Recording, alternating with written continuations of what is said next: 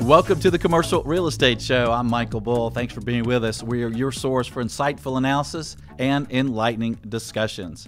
Well, today we're talking about REITs, Real Estate Investment Trust, where you can go online and to your stockbroker, invest in commercial real estate today. And unlike crowdfunding, there are some advantages to REITs, and we'll talk about REITs. We'll also talk about, if you're dealing with REITs, what some information you might want to know there. And please welcome my guest, Calvin Schnurr. He is VP of Research and Industry Information with NAREIT, and Brad Case. He's Senior Vice President, Research and Industry Information with NAREIT. Gentlemen, thanks for joining us today. It's a pleasure. Thanks for having us. The National Association of Real Estate Investment Trust is NAREIT, and you guys have been around for a while. How long has NAREIT been around? Since 1960, the same year that REITs were created by Congress. Okay. All right, excellent.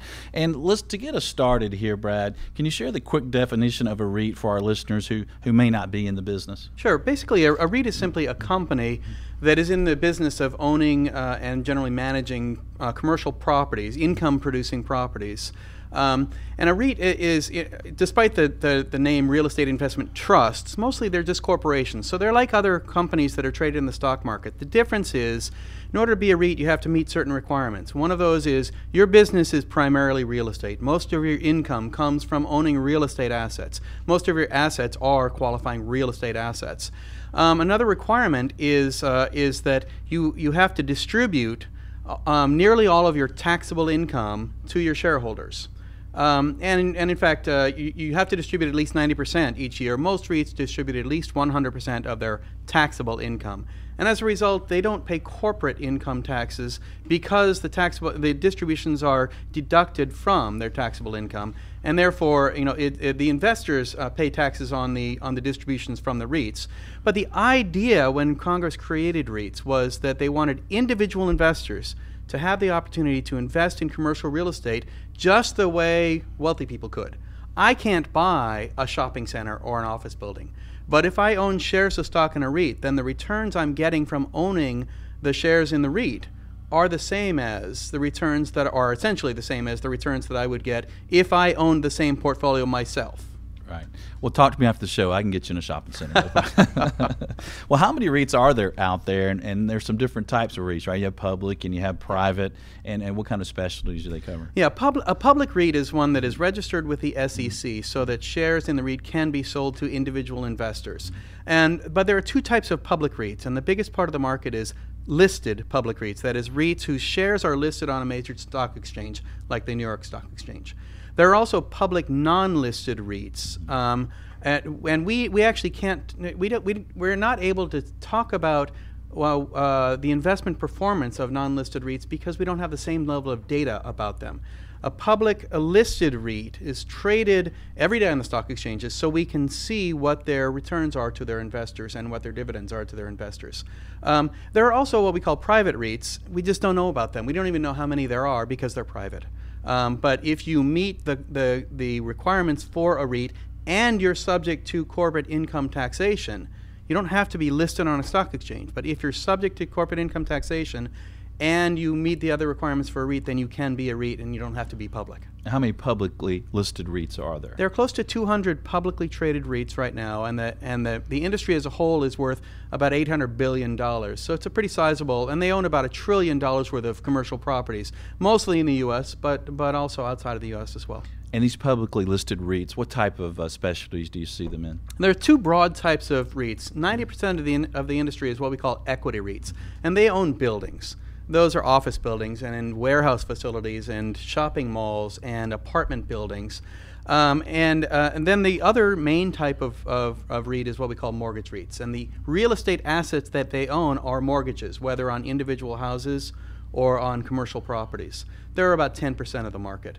And so in equity REITs, equity REITs own properties in really every kind of income-producing property that you can think of.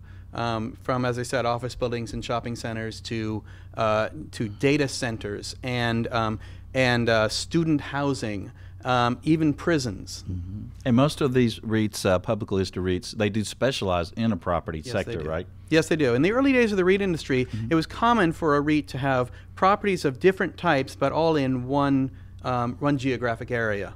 But over time, what we've seen is that REITs have developed a specialty in managing a particular kind of property. I'm really good at managing a regional shopping mall, so I'm not going to bother with owning an office building because there's another REIT that's better at owning and managing office buildings. So I'm going to compete where I compete the best. And that makes sense. I mean, both for them and for the investor who's investing in that REIT to know that, look, they specialize in that property type and they know about it. And then you have the diversification, right, of them being over several different states. Yeah. If I'm an investor and I want a diversified exposure to the commercial real estate asset class, I can get that so easily through a mutual fund or an ETF that focuses on REITs, because that will give me exposure to literally every type of commercial property in every part of the country. Right.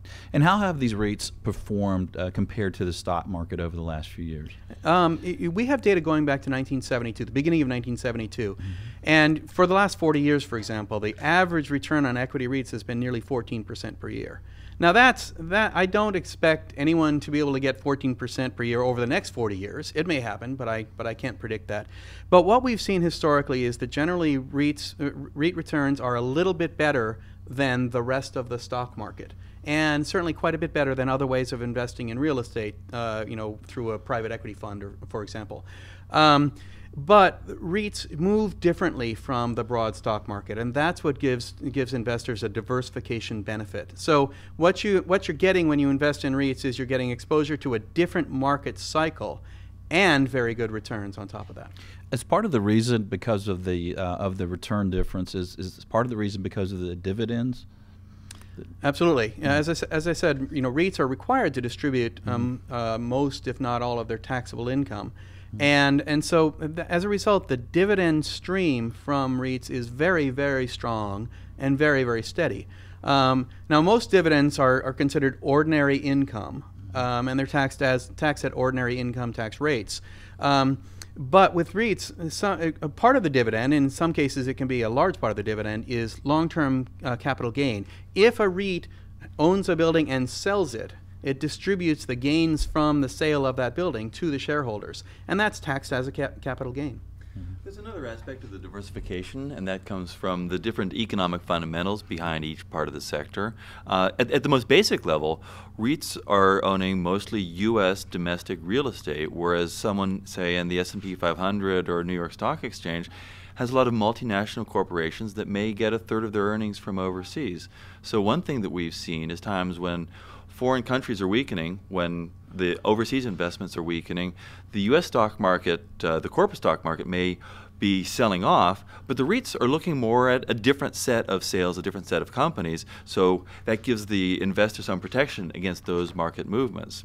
And then even within the REIT sector, you've got the office sector, obviously tied to employment, but you've also got things like healthcare, which is driven by a non-cyclical dynamic, a very different set of parameters driving it. So someone who's investing in REITs is able to smooth out the fluctuations in their portfolio compared to what they get on other investments. And I guess with a REIT too, you have the underlying real estate is always there, right? I mean, you have the value of that real estate, and then how does it work with the mark to market, if you will? I mean, some of these REITs are they have cash flow properties, but the values of these properties can fluctuate. How does that impact the return on these REIT stocks?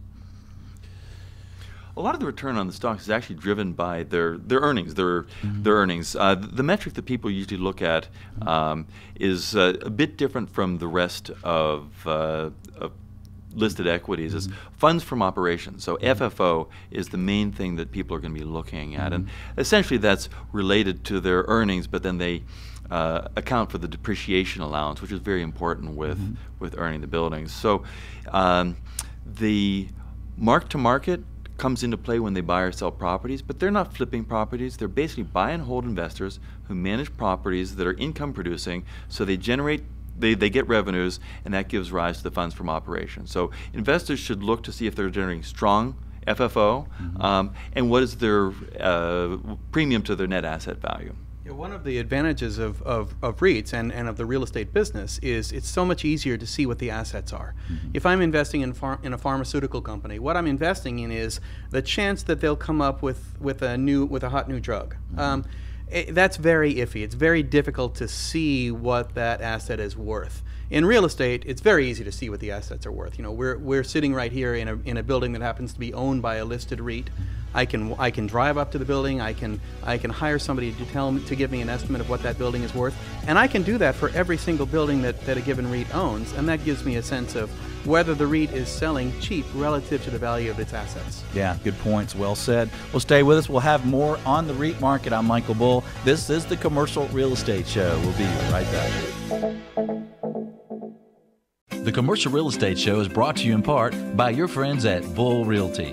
When your business requires proven performance, visit bullrealty.com or call 800-408-BULL.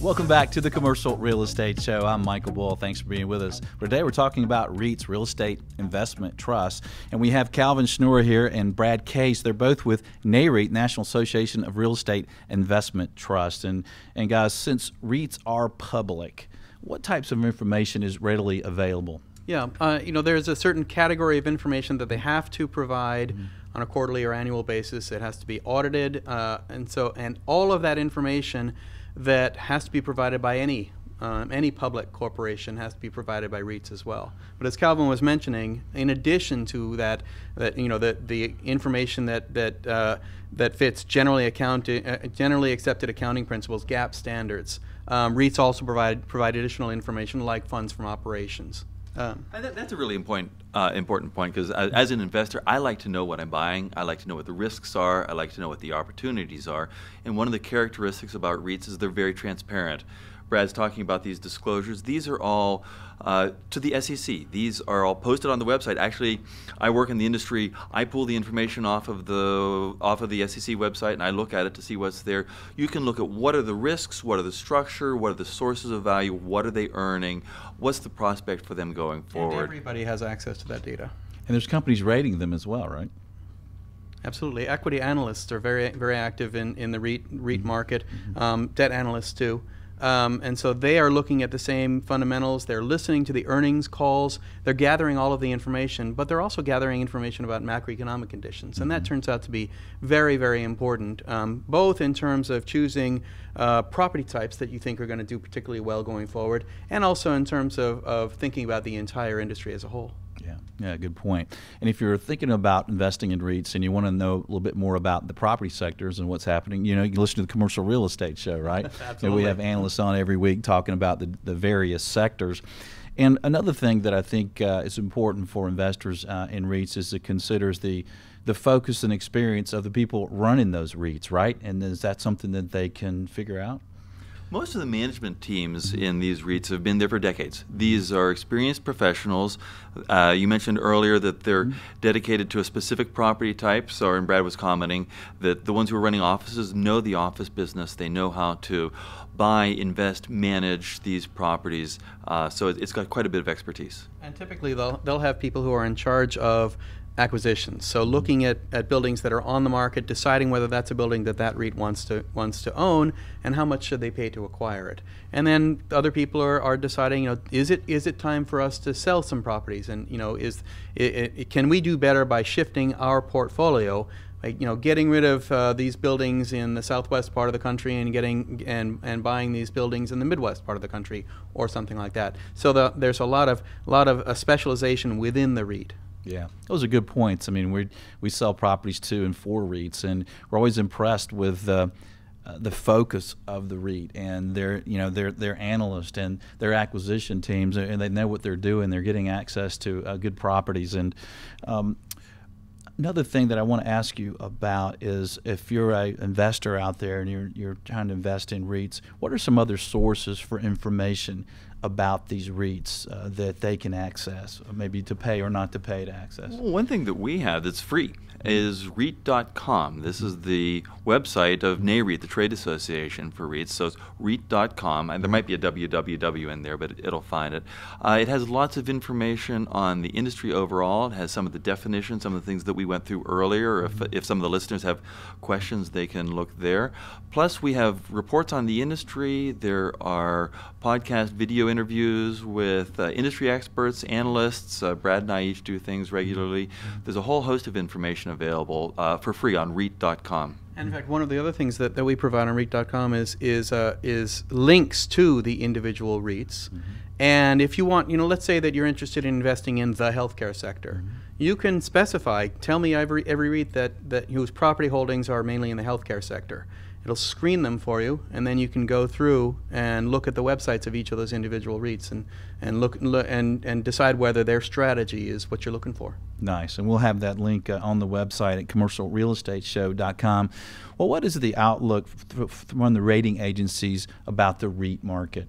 What are they saying right now? Well, in general, the ratings agencies are quite confident in the real estate market and in the REIT market in particular, and that's because what we've seen historically speaking is when REITs need capital, either to make acquisitions or simply to finish paying off a mortgage that is coming due, they've had very, very strong access to capital from both the equity and the debt parts of the market. And that access to capital means that equity analysts and debt analysts don't have any concerns about a crunch coming forward. That's not true of every real estate investor, but that's certainly been the case for REITs. And that helped the REITs through the downturn, right? That they had the liquidity, so when these loan maturities came up, then they could deal with them, right? That's right. REITs use debt, but they have a moderate amount of leverage. There were some REITs that got a bit over their shoes during the crisis, and they paid for that. But by and large, REITs rely primarily on raising equity capital and only a moderate amount of debt. And then that gets into the other part of the question about the rating agencies. Since they rely very heavily on the equity, equity analysts provide probably more information as a third-party validation for what's going on. This is not like a bond rating investment. And the equity analysts have been looking at third quarter earnings, which came out just fairly recently, and by and large they've said across most of the property types, most of the firms, there were fairly good results. REITs have performed well. There's been rising occupancy, vacancies are falling, you've got rent growth, which you expect with a growing economy. So the equity analysts have been giving the thumbs up for the sector. Yeah. And I study the market obviously every day, and doing it for 30 years and doing this show for 4 years. And as I talk to people and look at the market, it seems like real estate is in a good mode now. I mean, it's been very little new supply in most of the country, so I think we'll continue to see rising rents. Maybe some rents rising more than some of the tenants would like because of the lack of new supply. So yeah. I agree. I think it's a good time. No, I mean, if you look at the stock market follows a stock market cycle of maybe 4 years. There's disagreement about exactly what is the normal length of a stock market cycle. Our real estate market cycle is more like 18 years, and the last 2 real estate market cycles were almost exactly that. We're still fairly early in this one, and as you mentioned, construction in basically every property type nationwide is well below even normal levels. So cycles tend to end when construction gets too high and relative to demand, and so therefore vacancy rates go up and rent growth suffers.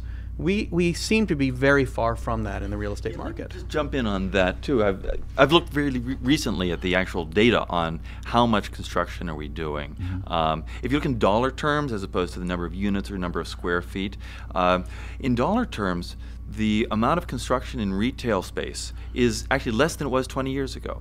It fell very much during the crisis. People were unwilling to commit new dollars, commit new projects. So there's not a whole lot, there's virtually no new supply coming on in most property types.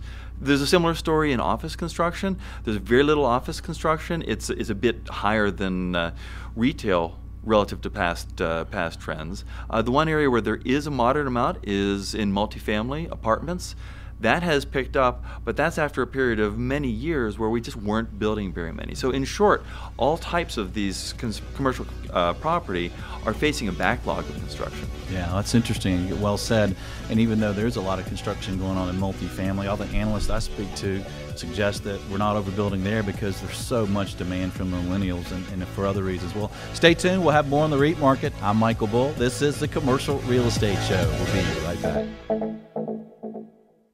The Commercial Real Estate Show is brought to you in part by RealNex, providing a comprehensive suite of powerful commercial real estate tools at an incredibly low cost. Visit realnex.com. That's REALNEX.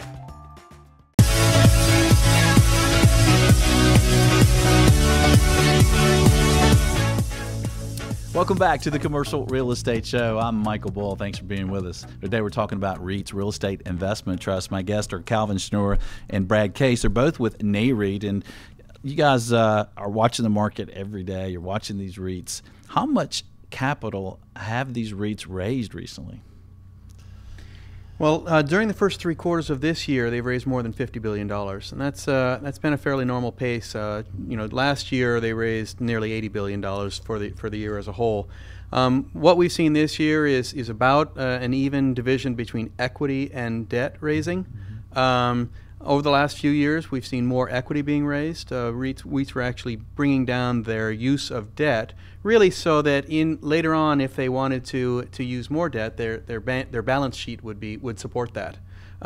One of the advantages that REITs have over other investors in real estate is that they have access to both equity and debt, both through the public markets and the private markets, so that anytime they see a good acquisition, they can tap the part of the market that is most favorable at that time to make that acquisition. Actually, one of the things that we do is pay attention to the research that academics, economists, and finance researchers are doing about the real estate market. And there was actually a very interesting paper published a few years ago that asked the question, do REITs have an advantage over other real estate investors because they have access to capital when others don't? And the answer is yes. So that's a very important piece of why REITs have been so successful. You know, Michael, the fact that they're raising, $50 billion the first 3 quarters of the year, $70+ billion last year, that just reflects that they see attractive opportunities in this business. Mm-hmm. The overall economy is gradually recovering after a bad recession. There are commercial buildings out there that are available at good prices. The fact that the REITs can raise equity, they can raise debt, they can buy those properties at a really good value, collect the rents, and then pay them out to shareholders in dividends. Yeah, it's a vote of confidence in the industry. Yeah, it really is. And the fact that they can possibly get a lower cost of capital than some of the potential investors they're competing with is important. I know when we'll take a property to market and we look at a REIT that'll say, look, we've got a team of analysts that'll underwrite this property. We'll fly out there next week and we'll close it in 37 days. And then the other investors looking at, well, I'm going to get a 60% new financing on this, and I need 3 months. They're going to get the nod, right? Yeah, absolutely. Yeah. If you have a better cost of capital, then that means every building is worth more to you. Yeah, and when the seller's ready to sell, they're ready to sell for some reason. It's I'm like, what's another month or two? But they all want to do it quickly for some reason. Well, speaking of raising money, what has been the volume of REIT IPOs, and what do you expect moving forward there? Go ahead.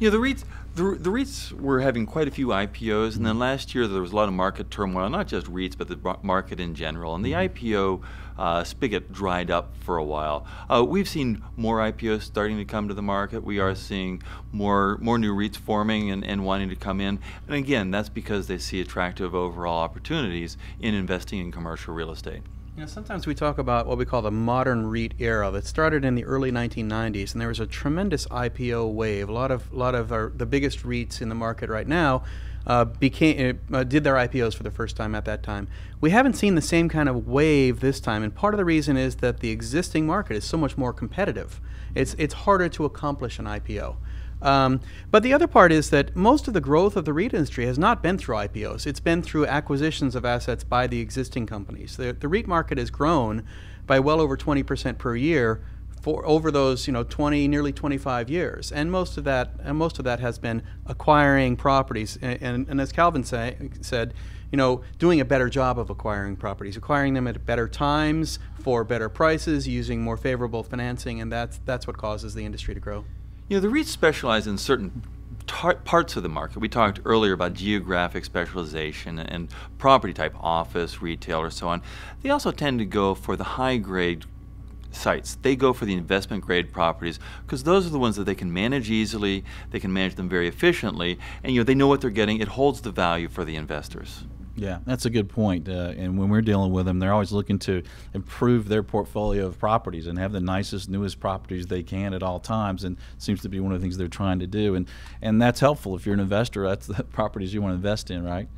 One of the things that's kind of coming of age in the last year because of the Jobs Act is crowdfunding, and some investors can invest online through crowdfunding in properties. Let's compare this for a moment to investing in a REIT. Some people might say, well, with a REIT, investing in a REIT, you've got more cost. There's obviously some fees and costs that go into investing through a REIT that you might have less cost through crowdfunding, but with crowdfunding, there's no rules and regs. There's probably less vetting going on. So, what are some of the advantages for investors of going into investing in a REIT versus a crowdfunding limited partnership deal?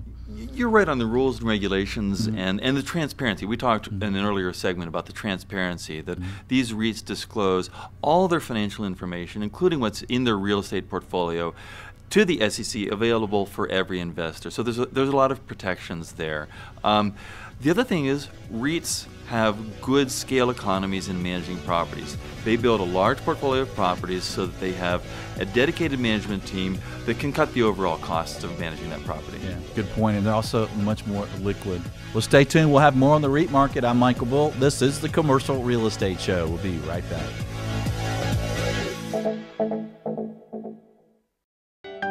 The Commercial Real Estate Show is brought to you in part by Florida International University.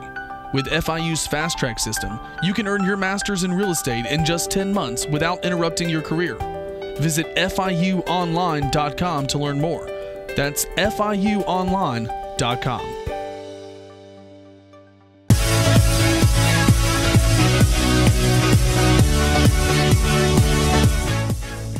Welcome back to the Commercial Real Estate Show. I'm Michael Bull. Today we're talking about REITs, real estate investment trusts, and we have Calvin Schnurr with us and Brad Case, both with NAREIT. And gentlemen, there's a lot of development these days around the world. There's some emerging markets that may be ripe for real estate development, especially some of the major cities and overseas. What about investing in REITs? Can you do that and invest globally? Yeah, you sure can. There are a couple of ways you can do that. One is several of the U.S. REITs, a couple of dozen of the U.S. listed REITs have significant holdings of properties overseas, and that may be in Europe, the U.K. and Germany and places like that, or in Latin America, Mexico and Chile, or in Asia. So there are quite a few REITs that have significant holdings, and that gives you, as a U.S. investor in a U.S. company, that gives you exposure to real estate markets around in other parts of the world. There are also 30 other countries that have REIT or REIT-like regimes in place, and so you can invest directly in. They may not be called a REIT, but what is effectively a REIT in another country, whose holdings are mainly in that country. And that can be important because the real estate market cycle in this country may be different from the real estate market cycle in another country or in another region of the world. Now, what investors should keep in mind is it's more important to have exposure to the real estate asset class, even if you never step outside of this country. Because the real estate asset class is what gives you very, very strong diversification benefits. But there can be additional diversification benefits from doing that overseas as well as in the U.S. Okay. Now let's talk about interest rates. I mean, we all expect interest rates to rise in 2015, and maybe a question of how much and when, but it seems that it's going to happen. So how would that impact the performance of REITs moving forward? One thing to look at is the cap rate. Commercial real estate people usually look at the cap rate to see the valuation, the income relative to the valuation of the property. But you can also look at the cap rate, the spread of the cap rate to treasuries. Now, the cap rate spread typically follows a cyclical pattern. It widens during a recession, early in a recovery, and then it narrows as risk premiums disappear. Right now, the cap rate spread to treasuries is much wider than it normally would be, and that's because the Federal Reserve had been on their trillion-dollar bond buying program.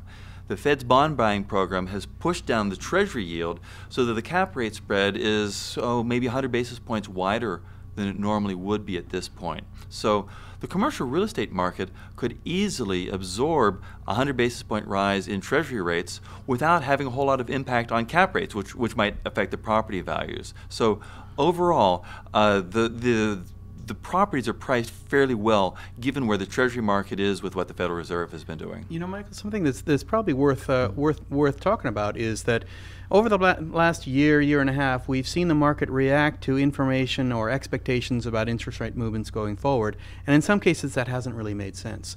When you look at REIT performance, historically speaking, generally speaking, when interest rates go up, REITs have done well. And that's because interest rates go up because of strength in the macroeconomic situation. If sometimes people react in the opposite way, so what we saw during 2013 was there was concern about rising interest rates and people sold off REITs. That was not the normal market reaction, and that means it was a real buying opportunity. REITs went down by about 15% during the summer of 2013, and people who looked at the macroeconomic situation and said REITs are going to do well because they're owning properties that are appreciating in value as the macroeconomy strengthens, those investors were able to make substantially better returns by going against the market. And so if you understand the real estate market cycle and you understand the way that the macroeconomic conditions affect the returns to owning property, then you can really take advantage of other investors in the market. You know, a really important point to keep in mind, Michael, is that these are really low interest rates.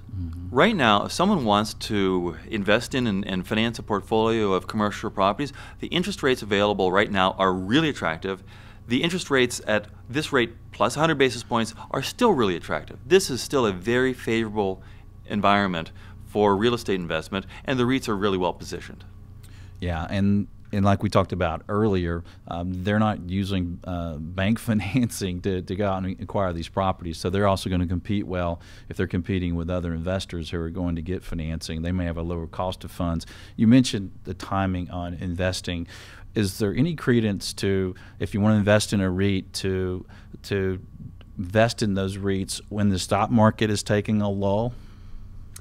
I understand the desire to want to buy on the best price. We all want to do that. Buy low, sell high. Buy low, sell high. Realistically, that's pretty difficult to do. A really good strategy is saying this is a solid asset class with good earnings potential. It's well managed, and for a long-term investor to have some portion, Brad was commenting, up to 20% of your portfolio there gives you diversification. For the long-term investor, I know you'll do well. A short-term buying on the dips, that might work well, but I know that buy and hold strategy with commercial real estate is a winner. Yeah, the important thing is to have a diversified portfolio really at all times rather than trying to be the smartest person in the market. Plenty of people have tried that. It just doesn't work very well, even for the most sophisticated investment managers. And so I think that for most investors, for essentially all investors, the better approach is to say, I want to have a strategic allocation to the real estate asset class. I want to have a certain part of my portfolio that's going to be in there at all times. And how much that should be really does depend on the individual investor. You'll want to talk to your financial advisor, figure out what exactly should be your allocation. But there's not really any argument for having zero exposure to real estate. Yeah. Well, that makes sense. I'm in the real estate business and I broker it every day, and then I study it on this show, and I feel very confident on the future of the value of commercial real estate. So it is tempting to invest in these REITs when the stock market itself is taking a dip. Seems like good timing to do it, but there's smarter ways to do it than I would do it. or I wouldn't still be having to do a show, right? Well, thanks for joining us on the show. Stay tuned. We'll have more on the REIT market. I'm Michael Bull. This is the Commercial Real Estate Show. The Commercial Real Estate Show is brought to you in part by France Media. France Media provides exposure to the world of commercial real estate. Visit francemediainc.com or call 404-832-8262.